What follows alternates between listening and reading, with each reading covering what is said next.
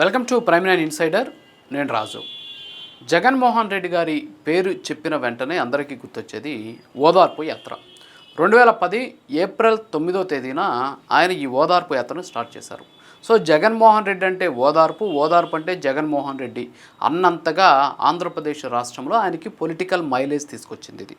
ఆ సందర్భంలో 486 మందిని కుటుంబాలను ఆయన పరామర్శించారు, ఓదార్చారు, వాళ్ళకి ఆర్థికంగా వాళ్ళకి అండగా నిలిచారు.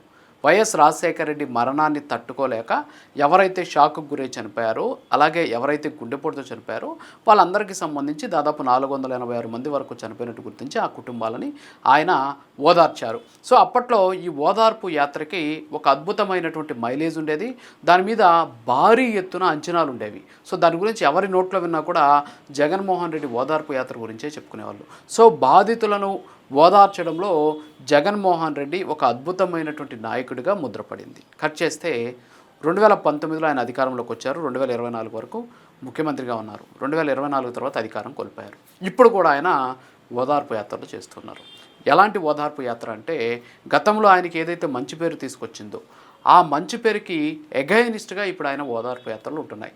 మరి అది ఆయన ఆలోచనో లేకపోతే ఆయనకి వెనక నుంచి ఎవరైనా ఇస్తున్నటువంటి ఫీడ్బ్యాకో తెలియదు. ఎందుకంటున్నానంటే ఈ మాట, ఒకప్పుడు బాధితులను పరామర్శించి బాధితులను ఓదార్చినటువంటి జగన్మోహన్ రెడ్డి గారు ఇప్పుడు నిందితులను ఓదార్చేటటువంటి పనిలో పడ్డాం. సో ఒక్కసారికి ఎంత వేరియేషన్ వచ్చిందంటే, ఆ రోజు బాధితులకు అండగా నిలబడ్డటువంటి ఒక గొప్ప వ్యక్తిగా అందరూ కూడా ఆయన్ని కీర్తించారు. కానీ ఈరోజు బాధితులను పక్కన పెట్టి బాధితుల విషయంలో కనికరం లేకుండా మాట్లాడుతున్నాడు అనేటటువంటి ఒక అపవాదుని మూటగట్టుకోవడమే కాకుండా నిందితులు నేరస్తులకి అండగా నిలుస్తూ వాళ్ళని పరామర్శిస్తున్నారు, వాళ్ళని ఓదారుస్తున్నారు, వాళ్ళ కుటుంబాలకు అండగా నిలుస్తున్నాడు అని చెప్పేసి ఒక రకమైనటువంటి వ్యతిరేకమైన ప్రచారం జరుగుతుంది.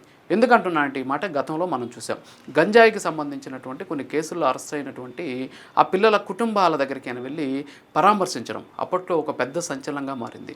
వాళ్ళు నేరస్తులు, గంజాయి కేసులు అరెస్ట్ అయినటువంటి వాళ్ళ కుటుంబాన్ని వెళ్ళి పరామర్శించడం ఏంటి అని చెప్పేసి అప్పట్లో చాలామంది విమర్శించారు.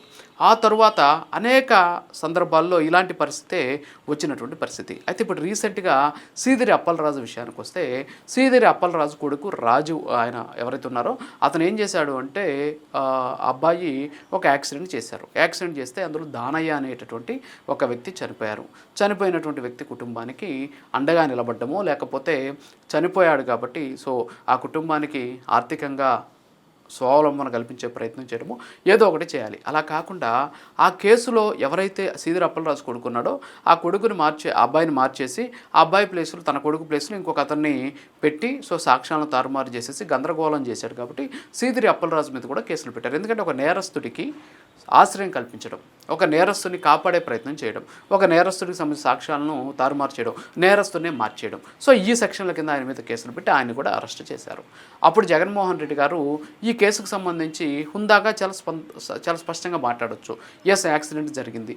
యాక్సిడెంట్ జరిగినటువంటి సందర్భంలో ఖచ్చితంగా అతని కుటుంబానికి మేము అండగా ఉంటాం.